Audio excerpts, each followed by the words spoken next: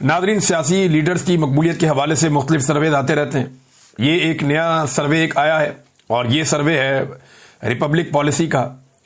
उन्होंने सर्वे ये किया कि लाहौर के अंदर शहरियों से पूछा कि सबसे ज़्यादा जो है वो मकबूल सियासी लीडर कौन है आपकी नज़र में। तो शहरियों ने इसका जवाब दिया है। ये जवाब मैं आपके सामने रखता हूं, बड़ा इंटरेस्टिंग है। लाहौर में जुलाई 2025 में होने वाले सर्वे के मुताबिक जो लाहौर के शहरियों से सवालात किए गए, 56% लोगों के मुताबिक इमरान खान उनका सबसे मकबूल लीडर है, 56%। और उसके बाद दूसरे नंबर पे नवाज शरीफ साहब हैं और हालत उनकी ये है कि वो 17% पे रह गए हैं लाहौर में। फिर जो तहरीक लब्बैक के लीडर हैं साद रजवी साहब, वो 4% पे हैं, तीसरे नंबर पे हैं। बिलावल जरदारी, एक बड़ी जमहूरी पॉलिटिकल पार्टी के लीडर, वो 3% पे हैं। जमात इस्लामी 2% पे है, बाकी सियासी जमातें 2% पे हैं, जबकि 16% लोग ऐसे हैं जो किसी भी सियासतदान को पसंद नहीं करते। अब इमरान खान 56% के साथ सबसे आगे, यही तो प्रॉब्लम है पाकिस्तान की एस्टेब्लिशमेंट की और हुकूमत की। इमरान खान की मकबूलियत का खौफ उन्हें एक दूसरे के खिलाफ खड़े भी नहीं होने देता। और जो इस वक्त एस्टेब्लिशमेंट और मौजूदा हुकूमत के अंदर शामिल जमातों में एक प्यार मोहब्बत और रोमांस चल रहा है, उसकी सबसे बड़ी वजह अवाम में इमरान खान की मकबूलियत है। अगर इमरान खान साहब अवाम में मकबूल ना होते तो शायद ये इतना लंबा ना चलते। अपने अपने सर्वाइवल के लिए एस्टेब्लिशमेंट जो है वो मदद कर रही है रवायती सियासी जमातों की, और रवायती सियासी जमातों की जो हुकूमत है वो मदद कर रही है एस्टेब्लिशमेंट की। तो एक दूसरे के सहारे ये सब बेचारे खड़े हैं। नाज़रीन, पाकिस्तानियों ने पूरी दुनिया के अंदर जश्न आज़ादी मनाया। दुनिया भर में पाकिस्तानियों ने पाकिस्तान तहरीक इंसाफ के झंडे भी उठाए हुए थे। कहीं कहीं किसी और एक पॉलिटिकल पार्टी का झंडा भी नजर आ जाता था। तो पाकिस्तानियों ने जश्न मनाया, यौम आज़ादी मनाया, और ज्यादातर लोगों ने पीटीआई के झंडे उठाए, नारे भी लगाए। वहां पुलिस भी मौजूद थी, इंतजामिया मौजूद थी। लेकिन इसके बावजूद सड़कें रुकी, ट्रैफिक स्लो हुई, बहुत सारा कुछ हुआ, लेकिन मुकदमे दर्ज नहीं हुए। पाकिस्तानियों पर मुकदमा दर्ज नहीं किए गए पूरी दुनिया में, क्योंकि वो पाकिस्तान का यौम आज़ादी जो है वो मना रहे थे। लेकिन पाकिस्तान में पाकिस्तानियों पर मुकदमे दर्ज कर दिए गए यौम आज़ादी मनाने पर, क्योंकि वो एक पॉलिटिकल पार्टी को भी साथ में सपोर्ट कर रहे थे और हुकूमत उस पॉलिटिकल पार्टी की मुखालिफ है। लिहाजा पाकिस्तान में मुकदमा दर्ज हो रहे हैं और पूरी दुनिया में नहीं हो रहे। और यौम आज़ादी किसका मनाया जा रहा है? पाकिस्तान का मनाया जा रहा है। पाकिस्तान में यानी ये जिसकी लाठी उसकी भैंस वाला सिस्टम है। ये एक और भी सड़क ब्लॉक हुई है, इसके ऊपर भी मुकदमा दर्ज करो। ये एक वीडियो आई है जो खैबर पख्तूनख्वा से आई है। डीआई खान 90 किलोमीटर दूर इससे जो है वो डेरा इस्माइल खान का शहर है, और ये 90 किलोमीटर जब लिखते हैं तो ये जिला कचहरी को लिखते हैं। तो बिल्कुल वजीर आला खैबर पख्तूनख्वा के जिले के बिल्कुल साथ ही मेन हाईवे मोटरवे के ऊपर ये अस्करियत पसंद दहशतगर्द जो है ये रक्स कर रहे हैं। टीडीपी जो है वो वहां पे रक्स कर रही है, इंजॉय कर रही है। सवाल यह है कि इनको वहां लेकर कौन आया? सवाल यह है कि इन्होंने बॉर्डर कैसे क्रॉस किया? सवाल यह है कि ये हथियारों के साथ यहां दंदनाते कैसे फिर रहे हैं?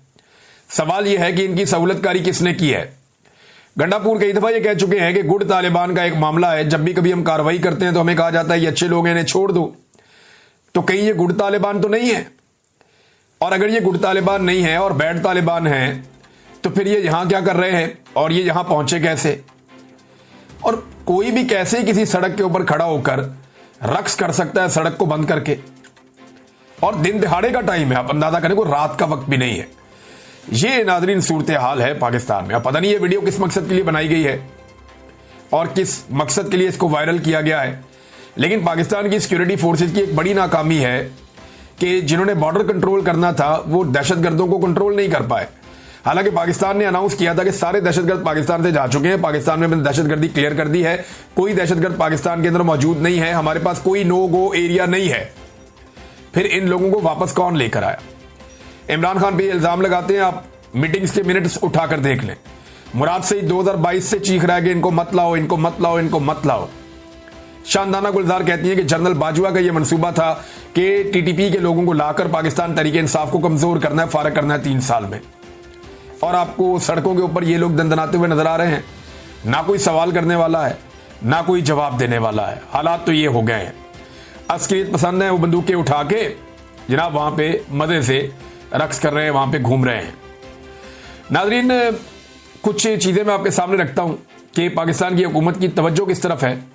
तो पाकिस्तान के अंदर जो बेहतरीन सब्सिडीज दी गई थी इस साल, वो ट्रैक्टरों की खरीदारी पर दी गई थी कि अगर किसान ट्रैक्टर खरीदना चाहते हैं तो हम उन्हें सब्सिडी दे रहे हैं, किसान ट्रैक्टर खरीद लें। लेकिन लगभग 22 साल के बाद पहली मरतबा ऐसा हुआ कि पाकिस्तान में किसानों ने ट्रैक्टर नहीं खरीदे। बहुत ही कम लेवल पे आके किसानों ने ट्रैक्टर खरीदे हैं। ये मेरे पास 2003 से लेकर अब तक का डाटा मौजूद है और ये डाटा अगर आप देखें तो Pakistan tractor sales drop to 22 years low. 22 साल के लोएस्ट लेवल के ऊपर पाकिस्तान में ट्रैक्टरों की खरीदारी पहुंच गई। कोरोना वायरस जब आया था ना, तब लोगों ने चीजें खरीदना बंद कर दी थी। कोरोना वायरस के दौरान भी जो ट्रैक्टरों की फरोख्त है वो इतनी कम कभी नहीं हुई जितनी अब हो गई है। उसकी वजह क्या है? किसानों के पास पैसे ही नहीं है। किसान पैसे आएंगे तो नया ट्रैक्टर लेंगे ना, उनके पास पैसा आएगा तो काश्तकारी में इजाफा करेंगे ना, पैसा आएगा तो अपनी जमीन को सैराब करेंगे, उसमें बीज डालेंगे, उसके ऊपर खाद डालेंगे, उसका ख्याल रखेंगे। किसानों को जिस तरह इन्होंने भूखा मारा है उसका नतीजा यही निकलना था। इस वक्त जो ट्रैक्टरों की खरीदारी है पाकिस्तान में वो लोएस्ट पे चली गई है। ट्रैक्टर तो और बात है, तनख्वाहदार तबके हो या ताजर बरादरी हो या जो थोड़ा बहुत एक मिडिल क्लास है, उनकी एक गाड़ी थी ऑल्टो। ये पाकिस्तान में सबसे ज्यादा बिकने वाली गाड़ी है और इसकी जो सेल है उसमें 75% तक कमी आ गई है। 75%। फर्ज करें अगर ये 1000 गाड़ी बिकती थी तो अब ये 250 गाड़ी बिक रही है, 750 गाड़ी नहीं बिक रही। यहां से आप अंदाजा करें कि पाकिस्तान के अंदर मईशत की और आम आदमी की मईशत की, जो सफेद पोश तबका है उसकी मईशत की क्या सूरत हाल है कि सबसे ज्यादा बिकने वाली गाड़ी जो सुजुकी ऑल्टो है उसकी फरोख्त में भी मुबैना तौर पे ये स्टार्टअप पाकिस्तान का एक सर्वे है, उसके मुताबिक 75% उसके अंदर भी कमी आई है।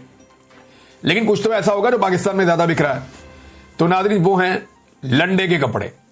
लोग नया कपड़ा नहीं खरीद सकते, लोग बाजार में जाते हैं, नए कपड़े बहुत महंगे हो गए हैं और आम आदमी की पहुंच से दूर जा रहे हैं।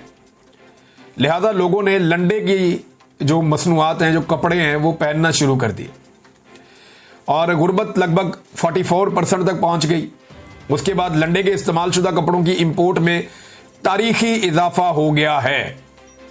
यह डॉन अखबार की रिपोर्ट के मुताबिक 2025 में लंडे के इस्तेमाल शुदा कपड़ों की इंपोर्ट में रिकॉर्ड $511 मिलियन खर्च हुए हैं।